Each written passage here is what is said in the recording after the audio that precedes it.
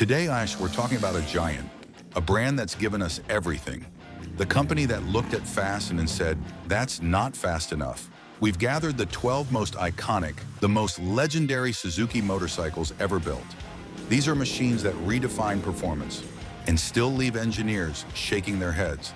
And just so you know, we've got a few surprises up our sleeve. Number 12, the Suzuki GSX-R1000 Hayabusa. So the year is 1999. The motorcycle world is obsessed with one thing: top speed. Honda has the Super Blackbird, Kawasaki is working on the Ninja, and then Suzuki just drops the MIC. The Hayabusa, named after the peregrine falcon, the fastest animal on the planet, which just so happens to prey on blackbirds. Oh yes, that shade was 100% intentional. This bike was not a motorcycle, it was a statement. It was a what-if project where the engineers were clearly just told yes. Now let's talk about the engine. This beast is a 1,298 cubic centimeter inline-4. It produced a CLS-claimed 175 horsepower and 102 pound-feet of torque. Those numbers are huge today. In 1999, they were science fiction. And the looks, oh, the looks. People said it was ugly. They said it looked like a melted jelly bean. They said a lot of things, but Suzuki didn't care. That shape wasn't for you. It was for the wind tunnel. Every curve, every scoop, every unholy lump was designed for one thing: to punch a hole in the air and go so fast it could almost travel in time. And it worked. The first generation Hayabusa was the fastest production motorcycle in the world. Full stop. How fast? How about a top speed of somewhere between 188 and 194 miles per hour? It was so insanely fast, so untouchable, that it scared the entire industry into creating the Gentleman's Agreement, where all the Japanese manufacturers agreed to electronically limit their bikes to only 186 miles per hour. The Hayabusa is a legend. It's a drag strip king, a top speed champion, and an icon of pure, unadulterated speed. If you know you're going to enjoy this, tap that like button and make sure you smash hype and subscribe. This is how you support us, and you'll be glad you did. So there it is. Before the Busa owned the world, Suzuki had to invent the world it wanted to own, and they did it with this. Number 11, the Suzuki GSX-R750, 1985. If the Hayabusa is the king, this is the godfather. Every single sport bike you see today, every R1, every Fireblade, every ZX-10R, they all owe their existence to this bike, the 1985 Suzuki GSX-R750. Before this bike, sport bikes were just standard bikes with lower handlebars. They were heavy, they were made of steel. They were frankly kind of lame. Suzuki's engineers, who were clearly just coming off a race weekend, looked at the rulebook and said, hold my beer. They built a production motorcycle that was, for all intents and purposes, a street-legal endurance racer. They threw the steel frame in the trash. This bike had a lightweight aluminum alloy frame. It was the first of its kind. And the engine? Everyone else was using water cooling, which was heavy. Suzuki said no. They used their legendary Suzuki Advanced Cooling System, or SACS. That's right, air and oil cooling. It saved a ton of weight. The result? The GSX-R750 put out about 100 horsepower, which was a lot. But the real number, the one that blew people's minds, was the weight. This bike weighed 176 kilograms, dry. That's 388 pounds. This was the first race replica. It was uncomfortable. It was buzzy. The flat slide carbs made it a nightmare in traffic. It didn't care about your comfort. It cared about apexes.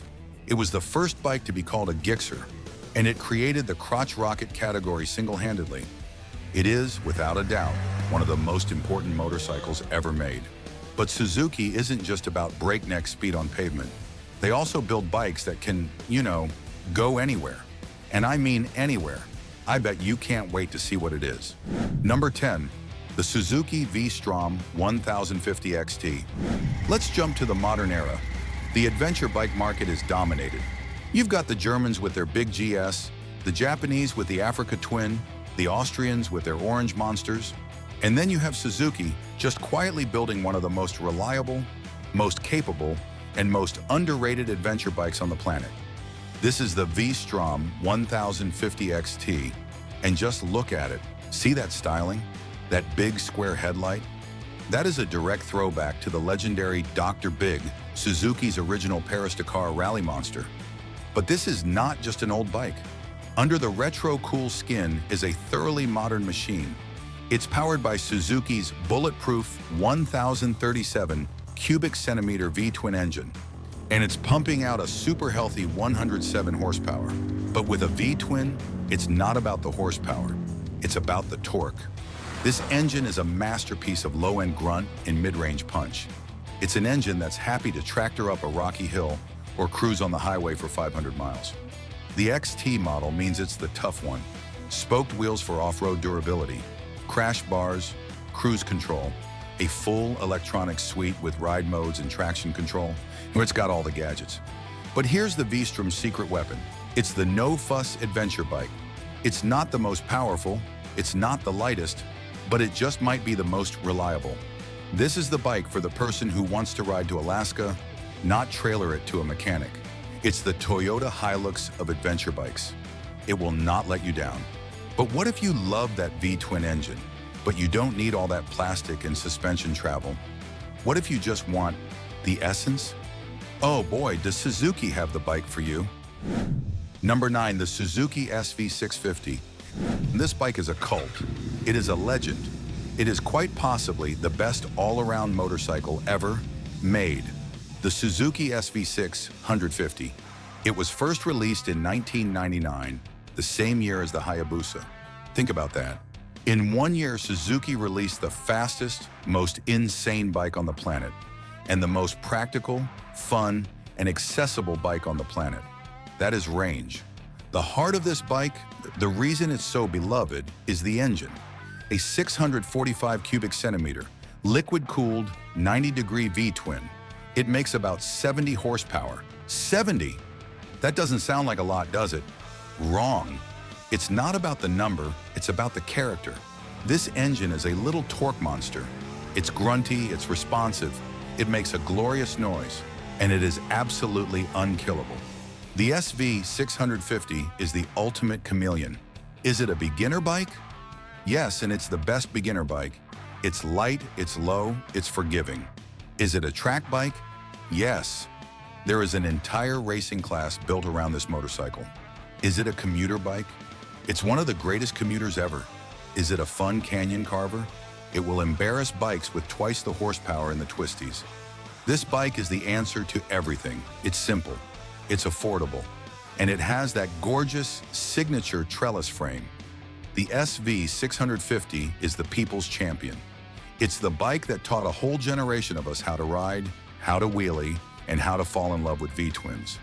An absolute all-time classic. Okay, we've done street, we've done adventure, we've done speed. It's time to get dirty, really dirty. Number 8, the Suzuki DR-Z400S. This motorcycle is a dinosaur, and I mean that as the highest possible compliment. The Suzuki DR-Z400S was introduced in the year 2000, and in the past 25 years, it has barely changed at all. While other bikes were getting fuel injection, ride-by-wire, and complex electronics, the DR-Z just stayed the same. It is a time capsule, and it is perfect. This is the definition of a dual sport. It's got a 398 cubic centimeter liquid-cooled single-cylinder engine. It makes around 39 horsepower, and it's fed by a, get this, a carburetor, a real analog tune-it-yourself carburetor. Why is this bike a legend? Because it is the JEEP of motorcycles. It is an unkillable brick. Its maintenance is so simple, you can basically fix it with a hammer and a bad attitude. The S model is the one you want. It's street legal. It has a headlight, mirrors, and turn signals. This means you can ride it to the trails, spend all day climbing mountains and crossing rivers, and then ride it home, covered in mud, with a massive grin on your face. It's not the best dirt bike, it's not the best street bike, but it is the absolute best at being both. It's the ultimate do-it-all, go-anywhere, post-apocalyptic survival machine. The DR-Z is forever. But Suzuki's S badge isn't always for street and dirt. Sometimes it's for style and slow. Okay, I'm kidding. Mostly. Let's talk about cruising. Number 7, the Suzuki Boulevard C50. That's right, we're putting a cruiser on the list, because Suzuki can do that too. For years, if you wanted a classic, reliable, mid-size cruiser, you had one option, and it wasn't American. It was the Suzuki C50. This bike is all about classic American cruiser styling, and they nailed it. Big flowing fenders, a wide swept-back handlebar, a low bucket seat that is just 27.6 inches off the ground, and chrome, so much chrome. But this isn't just a clone, it's a Suzuki, which means it's smarter. The engine is an 805 cubic centimeter V-twin. It's liquid-cooled for reliability and tuned for low-end grunt. It makes about 53 horsepower and 52 pound-feet of torque. That's not a lot, but it's not the point. The point is that it's smooth. It's got that classic V-twin rumble, but without the shake-your-fillings-out vibration. And here is the C50's killer app, the one thing that makes it 1,000 times better than its rivals. Shaft drive, no chain, no grease, no adjustments. Just a clean, simple, maintenance-free shaft drive. On a cruiser, this is everything. It means you just get on, ride, and look good doing it. You don't have to get on your knees with a can of chain lube. The C50 is the perfect first cruiser. It's the perfect, I just want a reliable bike for Sunday cruiser.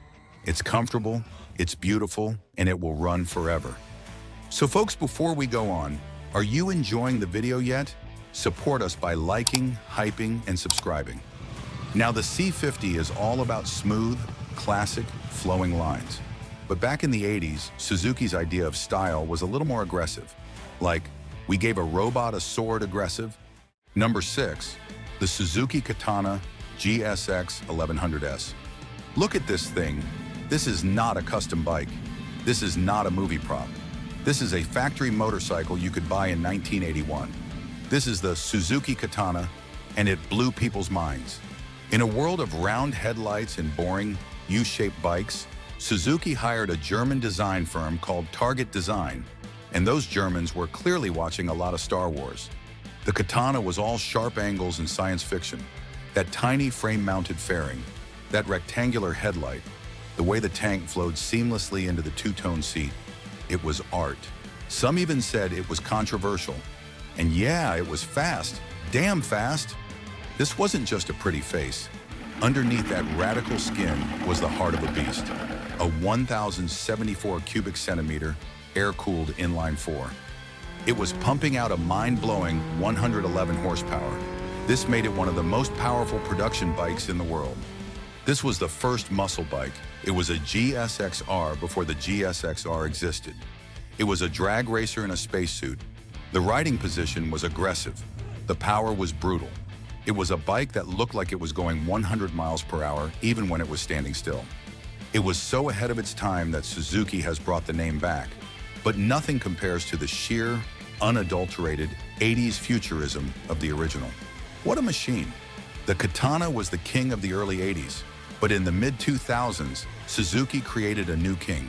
A bike so good, so perfect, it's still considered the high watermark, the GOAT. Number 5, the Suzuki GSX-R1000 K5. This isn't just a Gixxer, this is the Gixxer. If you ask any motorcycle journalist, any track day addict, any grizzled old rider, what's the best Gixxer ever made? They will all give you the same answer. The K5, the 2005 Suzuki GSX-R1000. Why? How do I even explain this? The K5 wasn't just a bike, it was lightning in a bottle. It was a perfect storm of power, weight, and handling. Let's do the numbers, because they are staggering. Now let's talk about the engine. It's 999 cubic centimeters. The power is an alleged 178 horsepower. That's at the crank, but it was still making over 160 at the wheel. The weight, 166 kilograms. Do that math in your head. That is more than a 1-to-1 power-to-weight ratio. This thing was a rocket ship. It was an F-22 Raptor with handlebars. But it wasn't just the power, it was the whole package. The chassis was a masterpiece. The handling was scalpel sharp. And the engine? Oh, the engine. Many journalists still claim it is the greatest conventional 1-liter, 4-cylinder engine of all time. It had a mid-range punch that felt like you were being rear-ended by a freight train, and a top-end rush that would tear your arms off. In 2005, the K5 was unbeatable. It won every shootout. It won championships. It dominated on the street and it destroyed on the track. It was the peak, the absolute zenith of the Gixxer. It's the high water mark that Suzuki and everyone else is still trying to hit. The K5 Gixxer was a masterpiece of 4-stroke engineering. But back in the 70s, Suzuki was the king of a different kind of engine. A smokier, smellier, and absolutely wilder kind of engine. Number 4, the Suzuki GT750 Water Buffalo. Hey guys, get ready for some 2-stroke madness. In 1971, Suzuki unleashed this beast upon the world, the GT750, and it almost immediately got a nickname, the Water Buffalo. Why? Because it was huge, and it was water-cooled. This was the first ever liquid-cooled motorcycle from Japan, and what an engine it was cooling. A 739 cubic centimeter, 3-cylinder, 2-stroke monster.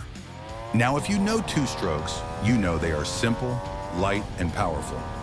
This thing was making a very respectable 67 horsepower, but it wasn't a sport bike. The GT stands for Gran Turismo. This was a tourer. It was heavy. We're talking 249 kilograms wet. It was smooth. The liquid cooling in the 3-cylinder layout made it vibration-free compared to its rivals. And it was a character. That 2-stroke smell, that unmistakable ring-ding-ding sound. The Water Buffalo is a legend. It was comfortable, it was fast, for its day, and it proved that liquid cooling was the future. It was a big, beautiful, smoky beast, and they will never make anything like it again. The Water Buffalo was a smooth, relatively simple, reliable machine. But we are now in the top 3, the legends among legends. If you thought Suzuki had outdone themselves already, then brace yourself. You're about to be blown away.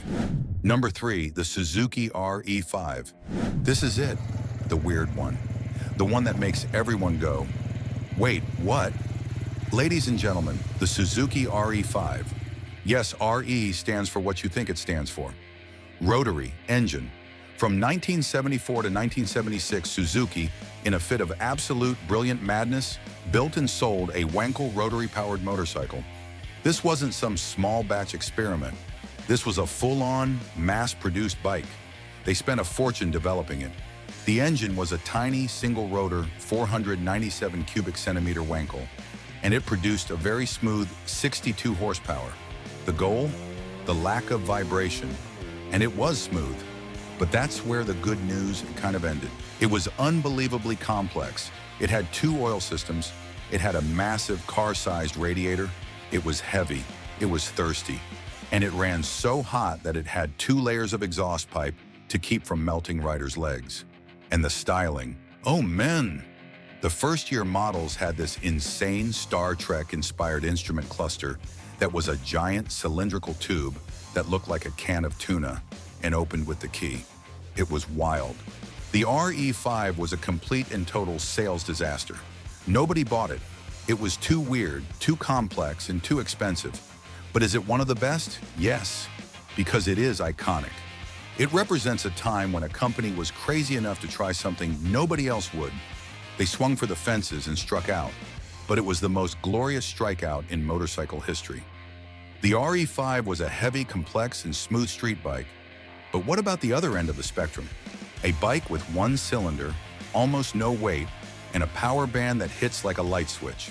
Number 2, the Suzuki RM250. This bike isn't just a bike, it's a dynasty. For any kid who grew up in the 90s or the early 2000s reading dirt bike magazines, this was the bike, the RM250. RM for racing. This isn't a friendly trail bike like the DR-Z. This is a weapon, a full-on 2-stroke motocross WMD. Let's just look at the specs for the legendary 2003 model. Engine, a 249 cubic centimeter, Liquid-cooled, two-stroke single. Horsepower 55. Weight under 100 kilograms. Let that sink in. 55 horsepower in a bike that weighs less than some of the riders.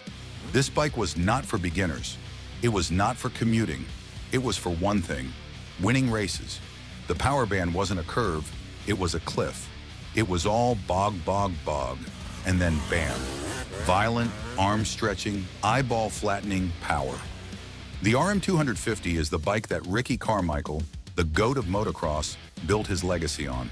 It dominated supercross and motocross for years. It's got crankcase reed induction, a Keihin PWK carburetor, and suspension with more travel than a gap-year student. The RM250 is a legend in the dirt. It's loud, it's obnoxious, it smells like premix, and it is absolutely glorious.